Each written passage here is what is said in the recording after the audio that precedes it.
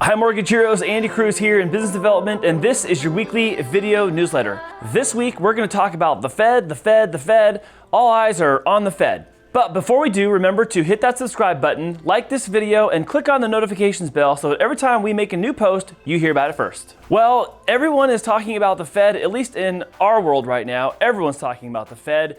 What are they doing? Why are we watching them? What are they saying? What are we hearing through what they're saying? What are they actually saying without saying it? And we're going to jump into all that today. Well, first, we need to take a look at what happened in 2020. First of all, we know that the Fed was looking for some sort of stability. They were looking for assurance that there wouldn't just be all-out collapse in the marketplace. And so, as you know, back in when the pandemic first started, the Fed dropped their key interest rate all the way to the lowest it ever been, to be in that range of 0 to 0.25%. They also committed to a $120 billion a month bond buying program. And the majority of that was actually mortgage-backed securities, which then caused there to be low rates eventually once the summer of 2020 and fall of 2020 came around. You saw the impact of that in the marketplace with rampant refinancing and also with the appreciation of home prices because the cost of borrowing money was cheaper. Now, the Fed's commitment is really twofold. Well, at least publicly it's twofold. The first thing is that they've committed to keep their key interest rate low through 2023, maybe even until 2024. At the posting of this video, it's not an actual defined endpoint, but based on what they're gauging and what their sense of confidence is, it sounds like they're going to keep that key interest rate low. Now, low doesn't necessarily mean 0 to 0.25%. It could still be 1/4 to 1/2 to 0.75. That's still relatively low. All things considered, historically, that is very, very low. Now, it could be somewhere in that range through the next couple of years. That's commitment number one. Commitment number two was at the beginning of 2021, they said they're going to continue their bond buying program through 2021. Now, this is an important word, through. Now, what's starting to change is their tone is softening a little bit, and they're going to reevaluate whether the continuation should be happening at the same rate that it currently is at, which is $120 billion a month of bonds being purchased. Now, think of it this way, like that's all money that the marketplace could be purchasing in bonds, but isn't, because the Fed is subsidizing that by buying it up themselves. So it's going to be really interesting in the next couple weeks and months as you see us getting closer to the midpoint of the year. We're staring down the Q3 right around the corner.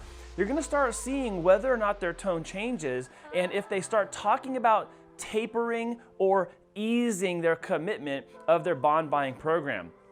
If we see that, that is a clear indication to them that they are confident in the economics, the jobs, and the outcomes they're seeing as a result of their efforts. But there's a big problem. Well, what's the big problem?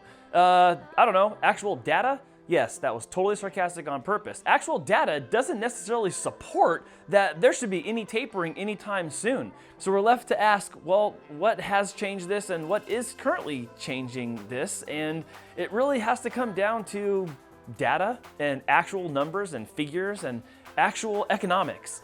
Go figure. I mean, look at April jobs number. It was projected to be close to 1 million new jobs created, and it was way off. It was off by like 750,000 jobs.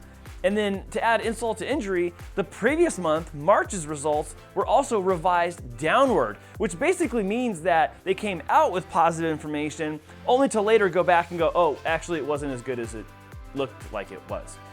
Then you couple that with inflation, which was their targeted goal. If you know that they had been targeting 2% inflation this year, you know that's already happening now, and we're not even through the end of the year. Inflation is, in many things, more than 2%. It's running hotter and faster than they intended, and the culprit is, number one, they wanted it to happen. Number two, stimulus checks that money was given for free to people and being spent in the marketplace is driving the cost of goods up. I mean, there's a lot of different things that we buy on a regular basis that you can go to your shelf right now and go, wow, that was 10% cheaper last month or even just last year. So the rate at which inflation is kicking up is going a little bit hotter and a little bit faster than they were anticipating. So really what we're talking about is kind of a forced result. The goal was, hey, let's get inflation into 2% and we're gonna force it by moving these levers and pushing these buttons. But there's still an even bigger threat on the horizon, and that threat is jobs. Look, when it comes down to it, people need to be working, whether that's working remote, working from home, going to the office and working, whether you're in a product industry or a service industry, people have to be working.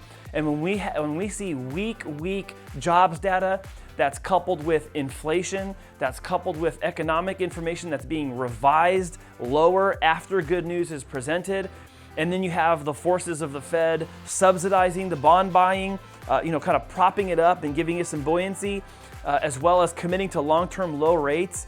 We've got to be very careful with what we're tinkering around here with, because there does not yet seem to be a light at the end of the tunnel. I don't know that all of these solutions, or at least I should say, I'm not convinced yet that all of these solutions are going to generate the outcome that they're hoping, which is basically trying to avoid a collapse, number one, but also get us back onto our feet. It's just not happening at the rate and speed they wish it were. And I'd love to tell you otherwise, but it is not only happening this way, it's unfolding that way, but the repercussions that we're gonna see in real estate and housing are still yet to be seen.